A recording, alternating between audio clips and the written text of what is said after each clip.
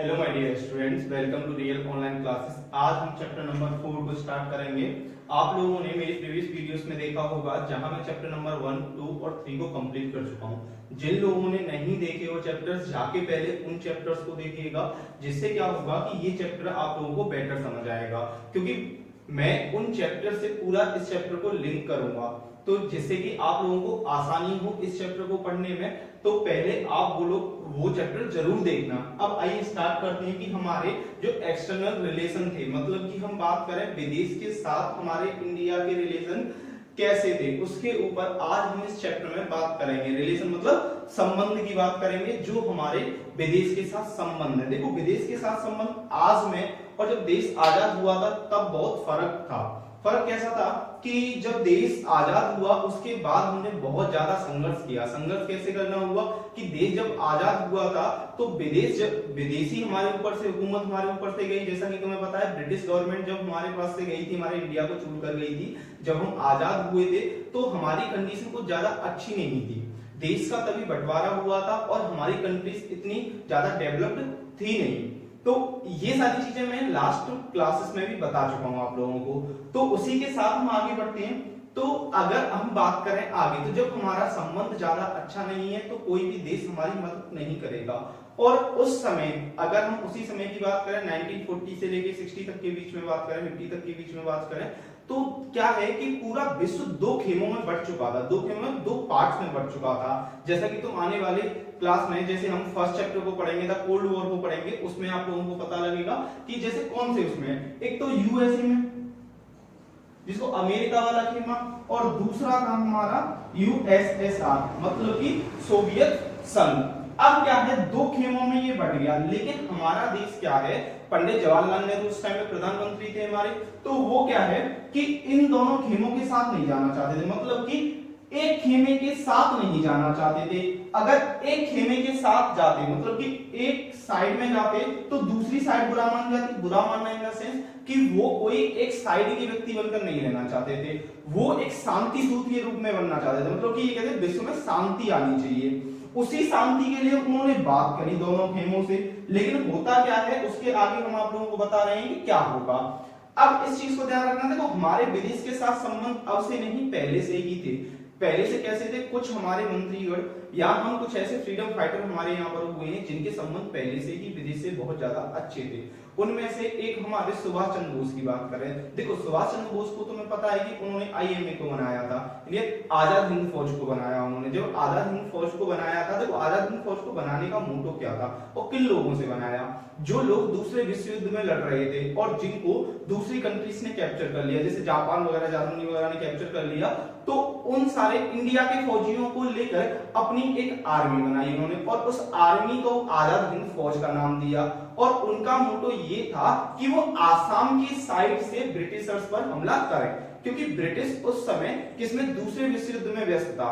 अगर वो हमला करते, इंडिया में ब्रिटिशर्स पे हमला करते, तो क्या होता कि वो यहां पर भी उसे कंट्रोल करना पड़ता। विश्व में तो वो विश्व युद्ध लड़ ही रहा है, जिसकी वजह से देश आजाद हो जाता। अगर हम उनकी नीति पे चलते तो हमारी कंट्री 1945 में ही आजाद हो जाती। 1947 का समय लगता ही नहीं। अब क्या होता है कि जब जापान के बाद, जापान से वो गए, तो उसके बाद कुछ लोगों का कहना है कि वो एक एक्सीडेंट में मर गए, उसका प्लेन क्रैश वगैरह हो गया था। कुछ लोगों का ये कहना है कि उनको मार दिया गया। तो इसी तरीके की संभावनाएं बनी है। अब कुछ लोग ये भी कहते हैं कि वो ना मरे थे, ना उनको मरवाया, वो गायब हो गए, जिसके बाद वो दोबारा आना चाहते थे, या उनके पीछे जासूस वगैरह छोड़ दिए थे। अब रीजन क्या था, देखो वो है ना, उनकी बनती नहीं थी। इंडिया के जो पॉलिटिकल लीडर्स थे उनसे बनती नहीं थी। उनका ये कहता मुझसे चापलूसी नहीं होगी। अब उन, जैसे कि मैं ब्रिटिशर्स का अब यहां पर सपोर्ट करूं दूसरे विश्व युद्ध में, उसके बाद वो हमें आजादी देंगे, सोचेंगे। इससे क्या मतलब है इस चीज से, जब तक हम संघर्ष नहीं करेंगे, रिवोल्ट वगैरह नहीं करेंगे, तो कैसे देश आजाद होगा। तो इसी वजह से उनकी बहुत सारे राजनेताओं वगैरह से बनती नहीं थी। तो इसी वजह से अगर यहीं पर हम देखें, तो जब जापान वगैरह की जिक्र किया मैंने, तो हम विदेश संबंध तो हमारे थे ही थे, तो इंडिया के साथ संबंध तो पहले से ही बन चुके थे। अब बात करते हैं जब देश आजाद हो जाता है उसके बाद की। अब यहाँ पर क्या है, नेहरू जी का क्या संबंध था, मतलब कि नेहरू का क्या रोल था, पंडित जवाहरलाल नेहरू का क्या रोल रहता है उसके बारे में हम बात करते हैं। अगर हम फॉरेन मिनिस्टर्स की बात करें कि देखो फॉरेन मिनिस्टर तो वो 1946 से लेके 64 तक रहे। अब बोलोगे सर देश तो आजाद 1947 में ही हुआ था, आप तो 46 की बात कर रहे हो। हाँ भाई 46 की बात कर रहा हूँ कि क्या है कि जब देश आजाद नहीं हुआ था उससे पहले हमें मिल गई थी स्वाधीनता कि हाँ तुम्हें आजाद किया जाएगा, और उसके बाद ही इन्हें प्राइम मिनिस्टर बना दिया गया था। तो क्या है, जब वो प्राइम मिनिस्टर बनते हैं और जब विदेश मंत्री बनते हैं तो उनकी 3 ऐसी गणनाएं थी जिन पर उन्हें अडिग रहना था, मतलब कि उन 3 पॉइंट्स के बेसिस पे चल रहे थे। वो किन 3 बेसिस पे चल रहे थे? To preserve hard earned sovereignty, मतलब कि जो आजादी हमने बहुत ही मतलब कि हार्ड तरीके से ली है, कठिन परिस्थितियों में ली है, उसको हम व्यर्थ नहीं जाने दे सकते। उसके लिए हम काम करेंगे और आजादी लेंगे और आजाद प्रॉपर तरीके से काम करेंगे। अब बात करें टू प्रोटेक्ट टेरिटोरियल मतलब राज्य जो संगठन थे उन सबको हमें एकत्रित करना है और सबको प्रोटेक्ट करना है, क्योंकि हमारा देश क्या है, कई सारे समुदाय कई सारे राज्यों से मिलकर बना हुआ है, तो सारे राज्यों को एक साथ लेकर चलेंगे, किसी भी संगठन को हम खराब नहीं कर सकते, तो एक संगठन के साथ एकता के साथ चलेंगे। अब तीसरे पॉइंट की बात करें उनके बारे में, तो उनका ये था कि प्रमोट रैपिड इकोनॉमिक ग्रोथ, मतलब कि हमारी जो अर्थव्यवस्था होगी उसे बहुत ही तेजी से हमें आगे लेके जाना है। अब इन 3 पॉइंट्स पे नेहरू जी का रोल यहाँ पर हमें सामने दिख गया कि वो किस तरीके से देश के लिए यहाँ पर काम कर रहे थे। देखो प्रधानमंत्री थे, विदेश मंत्री थे, काम तो करेंगे ही करेंगे, इस तरीके के उन्होंने काम किए। अब बात करें डिस्टेंस फ्रॉम 2 कैंप, देखो 2 कैंप्स की हम वही बात करें, 2 गुटों में बढ़ जाना, 2 खेमों में बढ़ जाना, एक तो यूएसएसआर में बढ़ जाना और एक यूएसए में बढ़ जाना। अब इन दोनों में क्या हुआ, देखो इंडिया को भी यहाँ पर एक किसी को तो सम्मिलित वो करनी नहीं थी, सपोर्ट करनी नहीं थी, तो एक दिक्कत क्या होती है यहाँ पर, यूएसए के साथ एक प्रॉब्लम हो जाती है हमारी। यूएसए के साथ प्रॉब्लम क्या हो जाती है कि एक बार यूएसए उस पे स्विच नहर पे हमला करता है, तो जिसकी स्विच नहर का कुछ मैटर होता है जिसकी वजह से वो हमला करता है एक कंट्री पे, तो इंडिया है ना इंटरनेशनल में उसकी बहुत ज्यादा बेकार कर दी, मतलब कि ये कहती है कि इसने इस पे हमला कैसे कर दिया, ये हमला किया गया, तो उसके बारे में क्रिटिसाइज बहुत ज्यादा करती है। और तभी यूएसएसआर भी हंगरी पर हमला कर देता है और वहां पर नहीं इंडिया कुछ बोली। अब क्या है, यूएसए ने हमला किया तो इंडिया ने बहुत ज्यादा क्रिटिसाइज किया, जब यूएसएसआर ने हमला किया हंगरी पे तो उसने बिल्कुल क्रिटिसाइज नहीं किया। अब इसकी वजह से हुआ क्या, यूएसए इंडिया से कटने लगा, अमेरिका कटने लगी, अमेरिका इस तरीके से बोलने लगी कि एक तो ये दूसरे पक्ष का सपोर्ट कर रहे हैं और ऊपर से हमें क्रिटिसाइज भी कर रहे हैं, तो अमेरिका से हमारी थोड़ी बातचीत यहां पर बिगड़ जाती है। अब ये सारी कंडीशन होती है हमारे 2 खेमों के बीच में। देखो आप लोग है ना एक बार रीड जरूर करना, क्या है कि आप चैप्टर को रीड करोगे ना तब आपको बेटर समझ आएगा। मैं नहीं, किसी भी टीचर का होता है, कोई भी हो XYZ, जब आप पढ़ रहे हो तब तक खुद से नहीं पढ़ोगे तब तक चीजें क्लियर नहीं होंगी। यहां मैंने इसीलिए पॉइंट्स के बेसिस पे करी। और हिंदी वाले हैं जो हिंदी में पढ़ते हैं इसको, पॉलिटिकल साइंस को, उनके लिए भी मैं साथ के साथ हिंदी में बताता जा रहा हूं। और हर जैसे कि नेहरू रोल है वहां पर तुम्हें दिखेगा तो उसके बीच के पॉइंट नहीं है। इसी तरीके से आप अपने नोट्स भी प्रिपेयर कर सकते हो और जहां ये चीज इंपॉर्टेंट है मैं वो बताता चलूंगा आप लोगों को, लेकिन आपको खुद से 1 से 2 बार तो पढ़ना ही पढ़ना है। एक बार वीडियो में समझना है तो दोबारा देखना उस वीडियो को, जिससे क्या होगा चीजें अच्छे से समझ आएंगी और उसको जब बुक को रीड करोगे तो बेटर तरीके से समझ आएंगी चीजें। इस समय क्या है, ऐसी स्थिति बनी हुई है स्कूल नहीं जा पा रहे हो तुम लोग अच्छे से का टाइम, तो जो टाइम है ना तुम्हारे पास ये गोल्डन टाइम है, इसको ये व्यर्थ का टाइम नहीं है, बेकार का टाइम नहीं है, ये मत सोचना, ये गोल्डन टाइम पीरियड है। अब जो लोग इसे गोल्डन, देखो गोल्डन और अपने ऊपर ही होता है सारी चीजों का करना, गोल्डन भी है और बेकार भी कर सकते हो। गोल्डन तब हो जाएगा जब तुम पढ़ाई करोगे। देखो 12th क्लास है, पेपर तो उसी समय होंगे, सीबीएसई कभी चेंज नहीं करेगी, ये बात ध्यान रखना, वही फरवरी मार्च में ही होंगे, तो इतना समय तुम्हारे पास नहीं बचेगा क्योंकि स्कूल तो गए जून तक, ठीक। तो क्या है कि अब फिर छुट्टियां पड़ जाएंगी, गर्मी होगी, फिर जुलाई से होंगे, तो एक साथ प्रेशर आएगा तुम लोग, हर सब्जेक्ट का प्रेशर आएगा, इसका भी पढ़ो, इसका टीचर्स भी देंगे कि ये भी पढ़ना है, क्योंकि टीचर्स को भी अपने सीबीएसई के रूल फॉलो करने पड़ते हैं कि भैया तब तक सिलेबस कराना है। तो अभी से तुम पढ़ते रहोगे ना, थोड़ा थोड़ा पढ़ रहे हैं हम लोग, ज्यादा नहीं पढ़ रहे हैं, एक 2-2 लेक्चर्स की मैं ना हर चैप्टर को 2-2 3-3 पार्ट्स में डिवाइड कर रहा हूं, इस वजह से कि तुम लोग अच्छे से पढ़ पाओ। तो चीजों को क्लियर करते रहो और साथ ही साथ उसे रीड जरूर करना। अब दो जब खेमों में बट गया, दो कैंप्स में बट गया, कौन कौन से में, यूएसए और यूएसएसआर में। अब बात करते हैं देखो एफ्रो एशियन यूनिटी की, मतलब कि अफ्रीका और एशियन जो एकता थी, उसमें क्या होता है कि 1947 में ही यहां रिलेशन हो जाता है, मतलब कि एक एशियन रिलेशन कॉन्फ्रेंस होती है 1947 में। उसमें क्या होता है, पंडित जवाहरलाल नेहरू बहुत बड़ी भूमिका निभाते थे। देखो हम शब्दों से ही समझ रहे हैं, एफ्रो और एशियन, मतलब कि यहां बात आ रही है अफ्रीकन कंट्रीज की और यहां एशियन कंट्रीज की।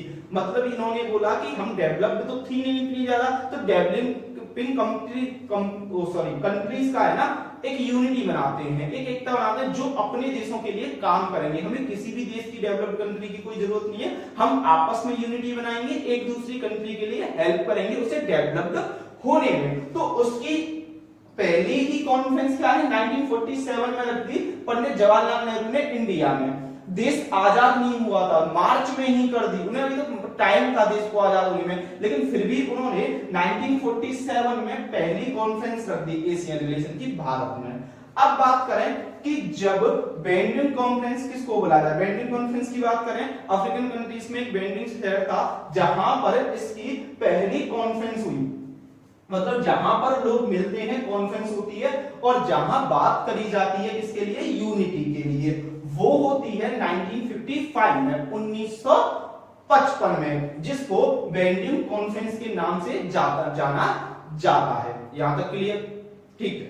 चलो अब आगे बात करते हैं। उसको बाद में क्या है चेंज करके नाम फाउंडेड बोल दिया, मतलब नाम के नाम ऐसे एम के नाम से एक फाउंडेशन बनती है जिसमें क्या है कि ये सारी कंट्रीज एक दूसरी कंट्री के लिए बात करती हैं, जिसकी पहली सम्मेलन हेल्ड होती है हमारी सितंबर 1961 में, जहां इनकी तरक्की के लिए बात करी जाती है, सारी चीजों के बारे में बात करी जाती है कि देश को किस तरीके से तरक्की करनी चाहिए और क्या करना चाहिए, किस तरीके के हमारे रिलेशन रहने चाहिए, कहां पर हमें प्रॉपर काम करना चाहिए, कहां पर काम नहीं करना चाहिए। इस तरीके की सम्मेलन होती है जिसको हम एफ्रो एशियन यूनिटी बोल रहे हैं। अब आगे बात करते हैं। देखो आगे क्या है, इसमें बहुत ही इंटरेस्टिंग टॉपिक है, एक चाइना के साथ हमारा वॉर होना। जैसा कि मैंने तुम्हें लास्ट उसमें चैप्टर में बताया था, क्या बता रहा, थर्ड 5 ईयर प्लान में मैंने तुम्हें बताया था कि इंडियन चाइना वॉर हुई 1962 में, तो वॉर हुई उसमें हमारी इंडिया हार जाती है, उसके बारे में तुम लोगों को बताया था। कौन से 5 ईयर प्लान में थी, थर्ड 5 ईयर प्लान में थी वो चीज। तो अब हम बात करते हैं कि वो रीजन क्या थे जिसकी वजह से वॉर वगैरह हुई। अच्छा तुम लोगों ने एक दलाई लामा का नाम सुना होगा और तिब्बत का भी नाम सुना होगा, बोलते होंगे तिब्बत के धार्मिक गुरु हैं दलाई लामा, जो इंडिया में आते जाते रहते हैं, लास्ट ईयर भी आए थे। तो क्या है कि इस तरीके की बात है। अब एक जगह थी इंडिया और चाइना के बीच में, एक छोटे से राज्य बात कर ले या शहर की बात करें जिसको तिब्बत के नाम से जान रहे थे, जहां के लोग ना तो चाइना में थे ना भारत में थे, लेकिन चाइना ने किया क्या कि 1950 में उस पर हमला कर दिया तिब्बत पे और उसको अपने साथ मिला लिया। जब ये सारी चीजें उसने करी, इंडिया इसकी है ना बहुत ज्यादा ये कह रही थी कि ये तो तुम गलत कर रहे हो। अब उससे पहले बात करें थोड़ा सा कि इंडिया और चाइना का सपोर्ट कैसा था। देखो जब देश आजाद हुआ था तो इंडिया और चाइना के रिलेशन काफी ज्यादा अच्छे थे। जब अच्छे क्या थे कि 1950 के समय क्या है कि इंडिया और चाइना बहुत ही अच्छे मित्र थे। मित्र क्या, पंडित जवाहरलाल नेहरू चाइना को बहुत अच्छे से सपोर्ट करते थे। जब वहां पर कम्युनिस्ट पार्टी बनी थी ना उनकी, तो वहां कम्युनिस्ट पार्टी को भी भारत ने बहुत ज्यादा सपोर्ट किया और मान्यता प्रदान करी। इस तरीके की चीजें हुई। अब उसके साथ क्या हुआ कि उन्होंने जो बॉर्डर पे जो वहां की पैरामिलिट्री फोर्सेस वगैरह के द्वारा उस पर रक्षा करी जा रही, अब नेहरू और चुनलाई थे उसने एक्सेप्ट किया था, नेहरू जी ने क्या है एक पंचशिला बात कर रहे हैं। पंचशिला क्या है, 5 संधि के टाइप में थी, 5 चीजों के बारे में जिसको एक्सपेक्ट उन्होंने मतलब कि राजी हुए नेहरू जी। अब इनमें एक संधि टाइप हो गई कि नेहरू चुन इलाई एक्सेप्टेड पंचशील। अब इस तरीके की पंचशील को एक्सेप्ट कर लिया, लेकिन बाद में जाके इससे भी कोई फर्क नहीं पड़ेगा। क्या होगा कि युद्ध होगा। युद्ध किस बात पे हो रहा है कि चाइना ने तिब्बत को कैप्चर कर लिया है। बात समझ आ रही तुम लोगों को। देखो थोड़ा सा है ना ये क्रिटिकल सी चीजें हैं, थोड़ी ना एक दूसरे में मिक्स हो रही होंगी, लेकिन चीजें क्लियर हो जाएंगी जैसे जैसे तुम पढ़ते जाओगे, चीजें क्लियर होती जाएंगी। अब क्या है कि तिब्बत पर जब हमला किया, तिब्बत को अपने साथ मिला लिया, जिसकी वजह से वहां के लोग शरणार्थी बनकर इंडिया में आ गए। अब जब वो इंडिया में उन्होंने शरण दे दी, शरणार्थी मतलब हमारी तो इंडिया है ही इतनी महान कि कोई भी हमारे यहाँ पर शरण मांगने आता है तो हम उसे कहते हैं ठीक है चलो हमारे यहाँ पे रह जाओ, कोई दिक्कत नहीं। ऐसे ही इंडिया ने तिब्बत के लोगों को, शरणार्थियों को शरण दे दी, जिसकी वजह से होता क्या है कि चाइना नाराज हो जाती है भारत से।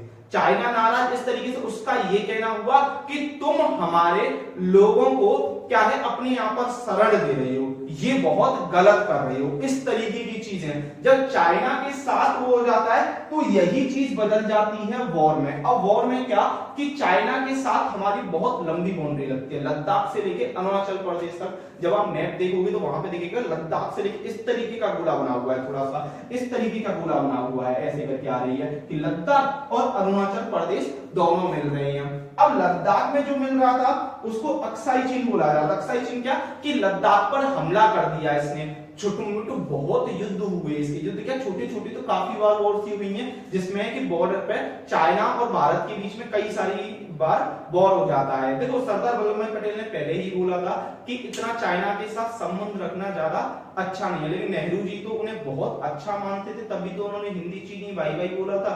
और क्या हुआ था, एक और रियलिटी जानो इस युद्ध की, बहुत सारे लोगों को इसके बारे में पता ही नहीं है। क्या है, इसमें हम हार तो गए लेकिन हार नहीं हुई थी, उसको राजनीतिक हार बोला जाता है। अब मैंने राजनीतिक हार क्यों बोला, क्या है कि इसमें नेहरू जी ने उसके एयरफोर्स को नहीं साथ देने दिया। एयरफोर्स को बोला कि नहीं नहीं युद्ध होगा ही नहीं, युद्ध बॉर्डर पे हमारे जवान मर रहे हैं, लेकिन ये बोला युद्ध हो ही नहीं रहा, युद्ध है ही नहीं। इस तरीके की चीजें जब हुई ना तो एयरफोर्स ने और इंडियन आर्मी ने क्या बोला, ये हमारी हार नहीं है, जब तक हमारे पास हथियार ही नहीं होंगे, हथियार की सप्लाई रुक जाएगी तो हम कैसे वॉर लड़ेंगे। उस समय ऐसी स्थिति हुई थी कि हमारे जो हम हारे थे ना, हारे सिर्फ इस वजह से थे कि हमारे पास हथियार ही नहीं बचे थे। नहीं, हमें हरा नहीं सकती थी चाइना उस समय भी, चाहे कितनी भी पावरफुल थी, आज भी नहीं, कभी नहीं हरा सकती। क्या है कि हमारे पास हथियार की कमी हो गई, जिसकी वजह से हम हार गए। उसको बोला गया राजनीतिक हार। कई सारे कंपटीशन एग्जाम्स में पूछ दिया जाता है, जब तुम 12th के बाद कंपटीशन एग्जाम्स वगैरह की तैयारी करोगे तब तुम्हें इसकी इंपॉर्टेंस पता लगेगी, कितनी इंपॉर्टेंट वॉर थी ये। अब क्या है, अरुणाचल प्रदेश में भी उन्होंने काफी ज्यादा हमला किया, तो अरुणाचल प्रदेश में कई सारी चौकी तोड़कर, जैसे कि तुमने कई सारी मूवीज देखी, एलओसी देखी होगी, बॉर्डर मूवीज वगैरह देखी होंगी, जिसमें तुमने एक चौकी को जीतकर दूसरी चौकी पर पहुंच जाना, तो इस तरीके की चौकियों पर हमला कर अरुणाचल प्रदेश के अंदर घुस आई चाइनीज आर्मी। ये चला उनका 1957 से लेके 59 तक, जो उन्होंने लद्दाख को जीत लिया और अरुणाचल प्रदेश को जीत लिया। मतलब ये प्रॉपर नहीं, अक्साई चीन बोला जा रहा था, तो अंदर तक घुस आई, मतलब इंडियन आर्मी की चौकी को तोड़कर वो अंदर तक घुस आती है। हाँ, बहुत भयानक हार थी ये हमारी, हार भी बोल रहे लेकिन बहुत भयानक ही दृश्य था। जब हमारे इंडियन आर्मी के जवान मिल रहे हैं तो भयानक ही चीज होगी। अब क्या हुआ, प्रॉपर तरीके से इसने जो वॉर छेड़ दी थी ना, जिसको युद्ध बोला जा रहा था, वो तो छोटा-मोटा काफी टाइम से रहा था, 57 से होना स्टार्ट हो गया था, लेकिन 1962 उस समय बिल्कुल एक तरीके का हमला बोल दिया, मतलब कि बॉर्डर पे हर जगह हमला बोल दिया। तब भी नेहरू जी कह रहे हैं कि नहीं नहीं वॉर नहीं होनी चाहिए, वॉर नहीं है। अरे यहाँ हमारी सेना के जवान मर रहे हैं, उन्हें चाइना दिख रहा है उस समय भी। ऐसी ही स्थिति पैदा हुई और क्या है, उसने जीतने के बाद एक साथ वॉर को रोक दिया और जिसकी वजह से इंडिया हार गया। क्लियर। अब एक ना एक छोटी सी उसमें पढ़ लेते हैं कि हमने क्या क्या पढ़ा। हमने पढ़ी कि जो नॉन एलियंस थे, जो गुटेनबर्ग वाली नीति थी, उसको पढ़ा था हमने। उसमें हमने नेहरू जी के रोल को जाना था कि पंडित जवाहरलाल नेहरू का रोल क्या था। देखो तीनों चैप्टर में ही, चौथा चैप्टर आ गया, नेहरू जी का रोल खत्म नहीं हो रहा है अभी। समझ में आ रही है कितना बड़ा रोल रहा है इनका, चाहे अच्छा रहा चाहे बुरा रहा, लेकिन वो तुम्हें समझ ही आ रहा होगा अच्छा रहा या बुरा रहा है, तुम 3 चैप्टर से पढ़ रहे हो। अब क्या है कि ये सारी चीजें हमने 3 पॉइंट्स पढ़े जिसके बेसिस पर वो चल रहे थे। अब हमने ये पढ़ा 2 खेमों में बट गया था पूरा विश्व, एक यूएसए में एक यूएसएस आर में फिर हमने पढ़ा कि एशियन रिलेशन क्या था, अफ्रीकन कंट्रीज और एशियन कंट्रीज एकता के लिए बात कर रही थी, जिसको इंडिया में जो रिलेशन कॉन्फ्रेंस हुई थी 1947 में हुई थी और बैंडिंग कॉन्फ्रेंस हुई थी 1955 में हुई थी और बाद में जाके इसको नाम फाउंडेड बोल दिया, मतलब नाम के नाम से एक कमेटी बना दी गई जिसकी फर्स्ट समेशन हेल्ड हुई थी हमारी इसमें सितंबर 1961 में। Very good. अब बात करेंगे पीस ऑफ इंडिया के साथ जो रिलेशन था, स्टार्टिंग में तो बहुत अच्छा रिलेशन था जिसकी वजह से नेहरू जी ने क्या है पंचशिला को भी एक्सेप्ट कर लिया, ये सारी चीजें रही। फिर उसके बाद हमने जाना कि चाइना के साथ हमारा 1962 में वॉर होता है जिसमें लद्दाख और अरुणाचल प्रदेश में बहुत ज्यादा दिक्कत होती है और बाद में जाके हम हार जाते हैं उस युद्ध को। ये सारी चीजें पढ़ी आज की क्लास में। कल हम पाकिस्तान के साथ लड़ाई करवाएंगे। देख रहे हो कि इसी बोर्ड पे यहीं पे खड़े खड़े चाइना से युद्ध करवा दिया और रिलेशन बनवा दिए। पावर देख रहे हो, तो पावर दिख रही है ना, तो अगर वीडियो अच्छी लगे तो इसे लाइक कर दो और जिन लोगों ने अभी तक चैनल को सब्सक्राइब नहीं किया वो सब्सक्राइब कर लो। और अगर आपका कोई भी कैसा भी डाउट रहता है तो आप लोग हमसे कमेंट सेक्शन में पूछ सकते हो, हम आपके आंसर करेंगे। हाँ, एक क्वेश्चन आपसे पूछा जा रहा है कि इंडिया और जब इंडिया पाकिस्तान का वॉर हुआ था, बांग्लादेश आजाद हुआ था, कब हुआ था बांग्लादेश आजाद, उसके बारे में तो कमेंट सेक्शन में आंसर बताओगे मुझे। और मिलते हैं नेक्स्ट वीडियो में नेक्स्ट टॉपिक के साथ। ये चैप्टर भी खत्म नहीं हुआ, इसमें तो वही पाकिस्तान के साथ युद्ध कराना है, पाकिस्तान को हरवाएंगे, देश को हम अपने देश को महान बनाएंगे। तो तब तक के लिए bye bye and take care.